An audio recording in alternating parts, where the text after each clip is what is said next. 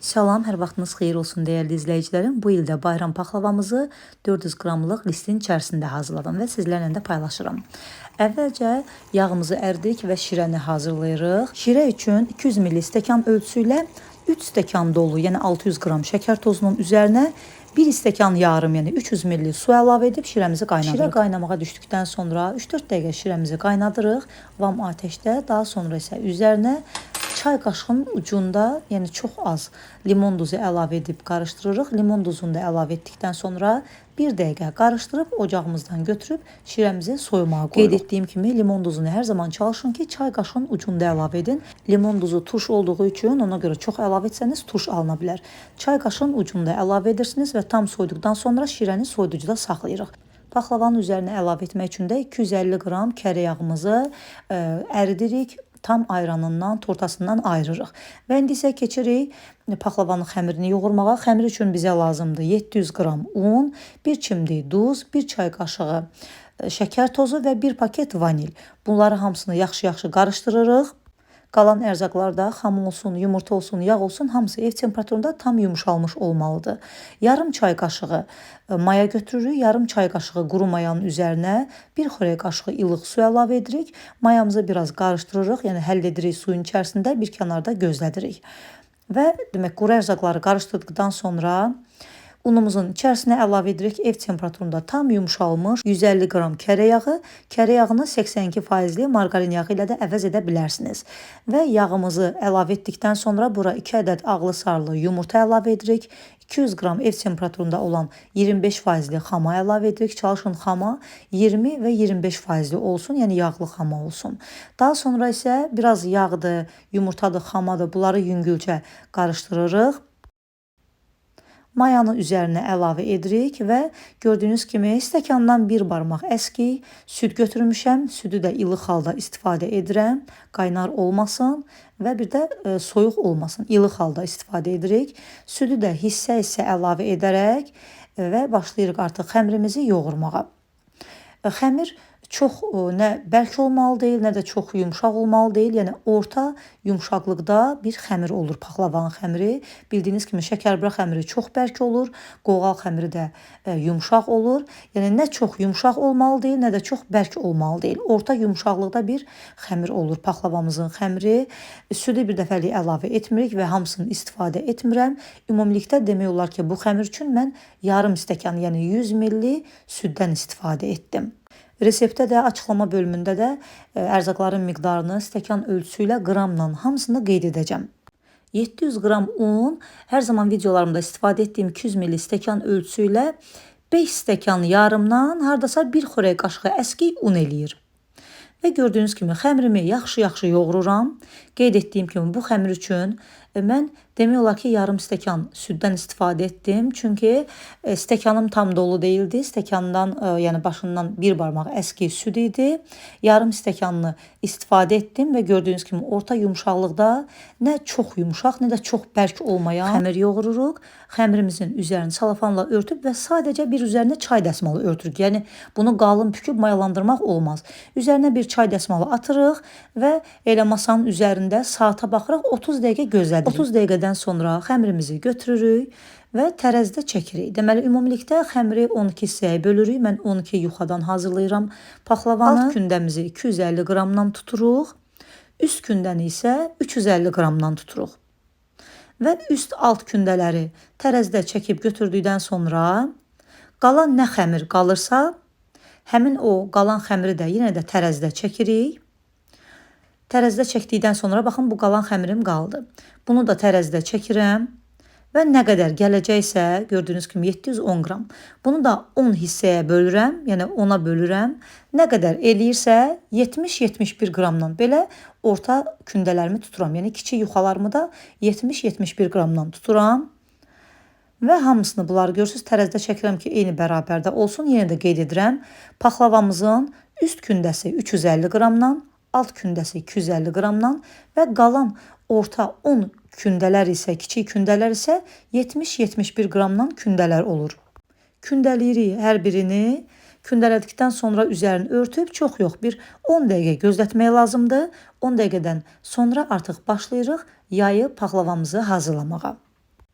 Dəyərli izləyicilərim, kim hardan videomu izləyirsə, videomuzu izləyərkən zəhmətə dəyər verib, saniyənizi ayırıb videolarımızı bəyənməyi unutmayın. Nə suallarınız olarsa şərh bölümündə qeyd edin. Əgər videolarımızı bəyənirsinizsə, mütləq yaxınlarınıza da paylaşın. Baxın, gördüyünüz kimi kiçik kündələrimi hamısını kündələdim. Bu paxlavanın ən alt kündəsidir, 250 qramlıq kündəsi. Bunları mütləq kündələyərkən də çalışın səliqəli kündəliyin. Və bu da üst kündəmizdir, 350 qramlıq kündə. Və bunu da kündələdikdən sonra üzərlərini örtüb, qeyd etdiyim kimi 10 dəqiqə müddətində saxlayırıq. Biraz kündəsini alsınlar ki, yayarkən, yuxaları açarkən rahatlıqla yaya bilək. Və 10 dəqiqə müddətində də biz içlik hazırlayırıq. Onu da nəzərinizə çatdırım ki, paxlava bişərkən əgər içərisində qoz ləpələrinin biraz iri halda qalmağını istəyirsinizsə, yeyərkən dişə dəyməyini istəyirsinizsə, yəni hiss olunsun qoz ləpəsi içərisində iri-iri qalsın, dən-dən qalsın, onda mütləq rondodan çəkin və çox az keçirdin. Çox üyütməyin ki, çox kiçik olmasınlar. Yox, əgər şəkərburanın içliyi kimi tam xırdalanmasını istəyirsinizsə, onda qoz fındıq çəkən maşından da çəkə bilərsiniz. Mən 600 qram qoz ləpəsini rondodan keçirtdim. 600 qram qoz ləpəsinin üzərinə 1 çay qaşığı üyüdülmüş hil ədviyyatı əlavə etdim və 400 qram da şəkər tozu əlavə edib qarışdırdım. İçliyim hazırdır. Mən də qoz ləpəsini rondodan keçirtdim ki, biraz dən-dən qalsın, dişə dəysin və yeyərkən hiss olunsun. İçliyimi hazır etdikdən sonra listimi də yağlayıram. Listim 400 qramlıq listi. Eni 27, uzunluğu 36 cm olan, yəni 27-nin 36-ya olan bir listi, 400 qramlıq listi, 30 qram et temperaturunda tam yumşalmış yağla hər tərəfini yaxşıca yağlayıram. Mütləqdir ki, bunu da kərə yağı ilə yağlayın. Bitki yağından, dur yağdan istifadə etməyin. Dadına təsir edə bilər və demək, ən alt kündəni artıq 10 dəqiqə keçdikdən sonra götürürəm. Paxlavanın ən alt 250 qramlıq kündəsinin üzərinə və altına un səpərək yayıram. Yayarkən də mütləq çalışın ki, ara bir listi üzərinə yerləşdirin. Yəni listi tutun. Yəni listin ölçüsünə uyğun yayın. Listimiz düzbucaqlı formada olduğu üçün yayarkən də çalışın kündələri də düzbucaqlı formada yayın. Soba listləri iri olur. Soba listinin böyüklüyündə də əgər paxlava bişirmək istəsəniz, o da YouTube kanalımda var. Yəni soba listinin içərisində də mən bişirmişəm. Həmin resept də YouTube kanalımda var. O videonu da izləyə bilərsiniz. Baxın, ən alt kündəni yaydıqdan sonra 250 qramlıq kündəmizi sobanın alt hissəsinə yerləşdirirəm və kənardan bu xəmirlər ki artıq çıxır, həmin artıq qalan xəmirləri də kəsib çıxardıram. Onları da təbii ki israf etmirik. Kiçik kündələr ki yayanda bu künc hissələrdən biraz açıq qalan hissələr qalır. Həmin o listin kənar künc hissələrindən açıq qalan hissələrdə bu xəmirlərlə tutmaq olur. Artıq qalan xəmirləri birləşdirin, kündəliyin, 5 dəqiqə dinləndirin. Daha sonra isə yayıb üçbucaq formasında kəsin və şəkərbura hər kəsin evində, yəni bişir içliyindən də artıq qalır. Artıq qalan o şəkərbura içliyindən də içərisinə qoyub mütəkkə formasında bükərək bişirə bilərsiniz. Yəni artıq qalan xəmirləri də israf etməyin. Bu cür yararlana bilərsiniz. İlk kündəmizi, yəni alt kündəni listə yerləşdirdikdən sonra ən kiçik kündələri yayıram, orta kündələri yayıram, 70 qramlıq kündələrdir. Və bunu da yerləşdirirəm, üzərinə kənarlarını yenə də birləşdirirəm. Artıq hissələri kəsirəm və kəsdiyim hissələrdən də ki, o künclər ki açıq qalır, künclər əgər açıq qalarsa, yəni bu xəmirin kənarından kəsdiyimiz hissələrlə həmin o küncləri örtə bilərik. Mən paxlavanın bu dəfə aralarına yağ vurmadım. Əgər istəsəniz, təbii ki, aralarına yağ da vura bilərsiniz. Çox cüzi, yəni az fırça ilə yağ da vura bilərsiniz, amma mən vurmadım. Və demək, 3-cü kündədən başlayaraq artıq mən başlayacağım içliyi səpməyə. 2-ci kündəyə də içliyi səpmirik. 3-cü kündəni qoyduqdan sonra artıq üzərinə başlayacağım içliyi səpməyə. Baxın, bu artıq bizim 3-cü yuxamızdır. 3-cü yuxanı üzərinə əlavə etdikdən sonra, kənarlarını birləşdirdikdən sonra başlayırıq içlik səpməyə. Deməli, ümumilikdə 3-cü yuxadan başlayaraq, yəni 3-cü qatdan başlayaraq 10-cu qata kimi biz içlik səpirik və ümumilikdə 8 dəfə içlik səpmiş oluruq. Yenə də qeyd edirəm, 3-cü yuxadan başlayaraq içlik səpməyə başlayırıq 10-cu qata qədər. Yəni 10-cu qata qədər içlik səpirik, ümumilikdə 8 dəfə içlik səpmiş oluruq. Yenə də qeyd edirəm, yox əgər sizlər istəyirsinizsə bütün qatlara hamısına yağ çəkəsiniz, onda heç bir problemi yoxdur. Az biraz cüzi çəkə bilərsiniz, yəni çox yağlamayın, çünki sonda da üzərinə yağ əlavə olunur. Daha da çox aşırı yağlı olmasın. Amma istəsəniz hər bir qatına yenə də yağ çəkə bilərsiniz. Və gördüyünüz kimi mənim bu cür bir alətim var. Malakeş deyilir buna. Şirniyyat ləvazimatları satılan bütün mağazalarda olur.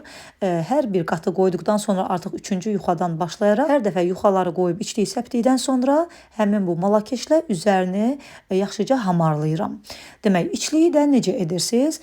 İçliyi əvvəlcədən tərəzidə çəkin, nə qədər gəlirsə, məsələn, ümumilikdə 8 qata siz içlik səpəcəksiniz.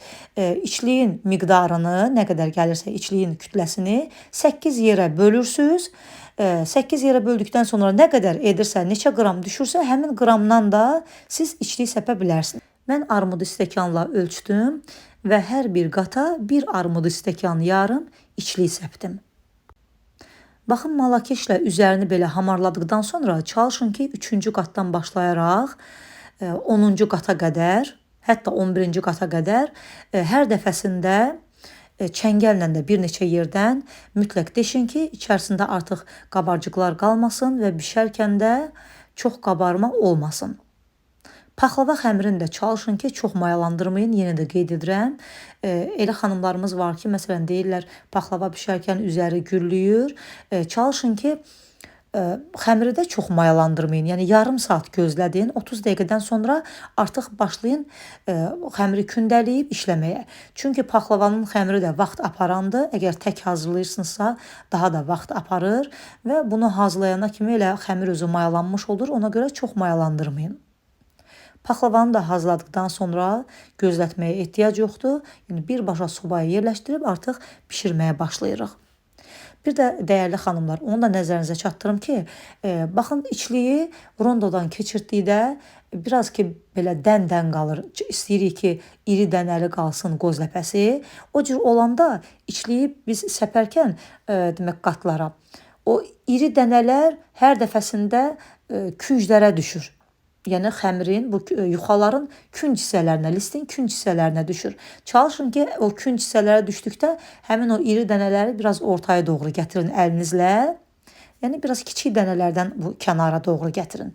Yəni onu artıq sizlər özünüz hazırlayarkən görəcəksiniz. Baxın, burada da baxın, görürsünüz mən əlimlə ki, hər tərəfə içliyi səpirəm. Baxıram ki, iri dənələr düşür kənarlara. Həmin o iri dənələri yenə də əlimlə orta hissəyə gətirirəm ki, iri dənələr ortada qalsın, yəni çox bu künclərə düşməsin. Mən hər il bişirərkən paxlavanı ara qatlarına hamısına yağ vururdum. Amma artıq 2 ildir ki, keçən il və bu il paxlavanın aralarına, yəni ara qatlarına yağ vurmuram. Sadəcə yağı üzərinə əlavə edirəm. Əgər sizlər istəyirsinizsə ara qatlarına da yağ vurasınız, onda təbii ki, heç bir problemi yoxdur. Ara qatlarına da yağ vura bilərsiniz. Və görürsünüz, hər dəfəsində mən malakeşlə üzərini hamarladıqdan sonra çəngəllə deşirəm. Artıq mən 11-ci yuxanı qoydum. 11-ci yuxadan sonra görürsünüz içliyi əlavə etmədim. Bu ən son paxlavanın üst kündəsidir. 350 qramlıq kündədir. Bunu mütləq çalışın ki, yayarkən çox səliqəli yayın ki, çünki bu paxlavanın üzəri olduğu üçün səliqəsiz olsa, təbii ki, paxlavanız da səliqəsiz alınar. Ən sonda yayın üst kündəni və səliqəli şəkildə yayın. Amma o orta kündələr olur, kiçik 70 qramlıq kündələr 10 dənə. Həmin o 10 dənə kündəni sizə rahat olsun deyə əvvəlcədən də yayıb hazır qoya bilərsiniz. Üzərlərinə, yəni aralarına biraz un səpib, üzərini salfanla örtə bilərsiniz ki, yəni tez-tez ləpə səpib hazırlayasınız. Amma ən üst kündəni ən axıra saxlayırsınız və səliqəli yayırsınız. Gördüyünüz kimi yerləşdirirəm üzərinə. Deməli 10-cu qata kimi mən içliyi səpdim. 11-ci qata gördüyünüz kimi içliyi səpmədim. Bu da son 12-ci qatdır. 12-ci qatı da üzərinə əlavə edirik. Paxlavanın üzərini səliqəli şəkildə yenə də hamarlayırıq. Kənarlarından olan xəmirləri kəsirəm və bir küt bıçaq vasitəsilə xəmirin kənarlarını çalışın ki, içəriyə doğru salın. Baxın gördüyünüz kimi içəriyə doğru salıram ki, paxlavamızın üzəri səliqəli olsun. Paxlavanın kənarlarını içəriyə doğru saldıqdan sonra paxlavanı buzluğa yerləşdirirəm. Yəni soyuducumun buzluq gözünə yerləşdirirəm. Orada saata baxın, bir yarım saat gözlədin.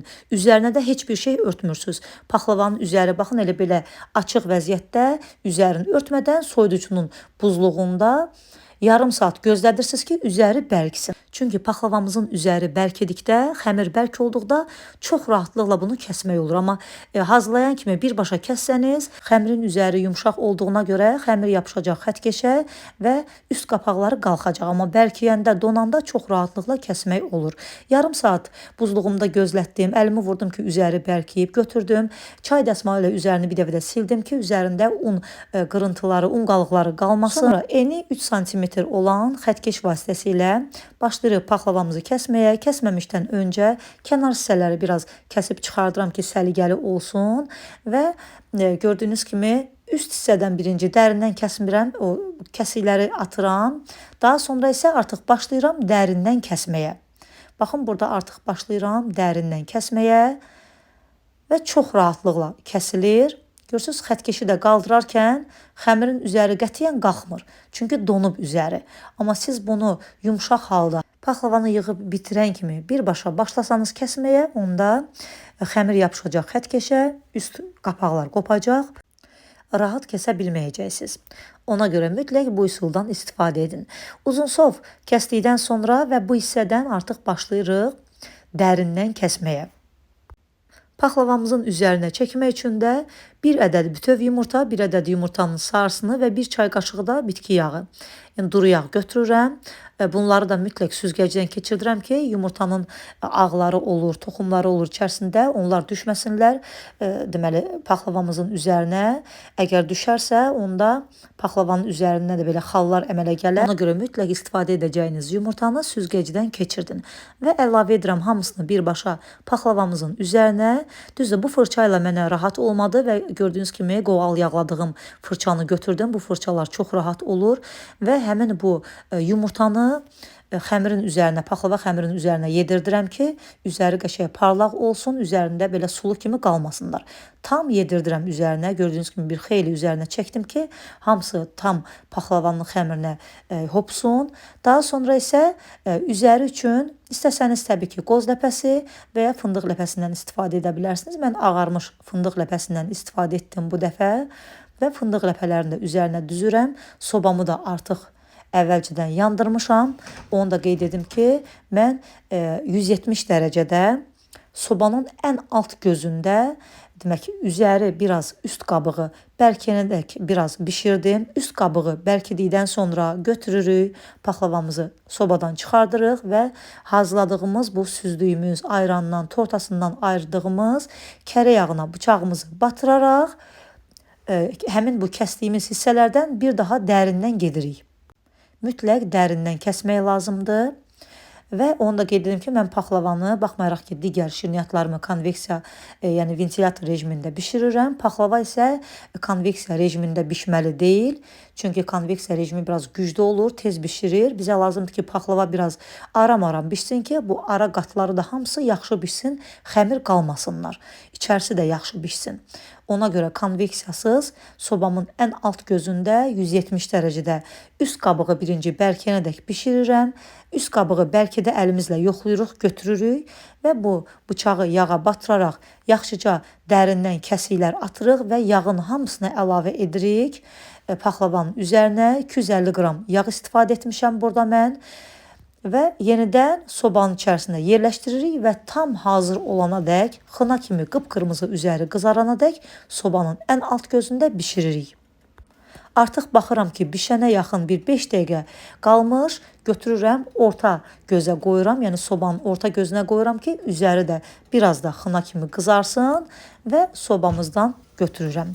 Mən demək olar ki, hardasa bir saatdan çox, 1 saat 15 dəqiqə, 20 dəqiqə, yəni 1 saatdan artıq bişirirəm paxlavamı. 1 saata mənim sobamda bişib hazır olmur. Paxlavanı sobadan çıxardan kimi qaynar-qaynar paxlavanın üzərinə soyuq şərbətimizi hər tərəfinə gəzdiririk. Şərbəti yenə də qeyd edirəm, mən bişirdikdən sonra ev temperaturunda biraz gözlətdim ki, soysun. Soyduqdan sonra soyuducuma yerləşdirdim. Soyuducuda qalır. Gördüyünüz kimi şirənin də məti sanki bal kimidir. Bir qədər də qatlaşır və çox gözəl olur. Bu cür olmalıdır şirə. Çox duru olmalı deyil. Və görürsünüz, biraz da listi tərpədirəm və mən axşam hazırladığıma görə səhərə kimi elə bu cür paxlavamı saxlayıram. Həm şirə canına çəkmiş olur, həm də öz vaxtında paxlavamız soyuyur və səhəri gündür. Baxın, paxlavamızı kəsmişəm.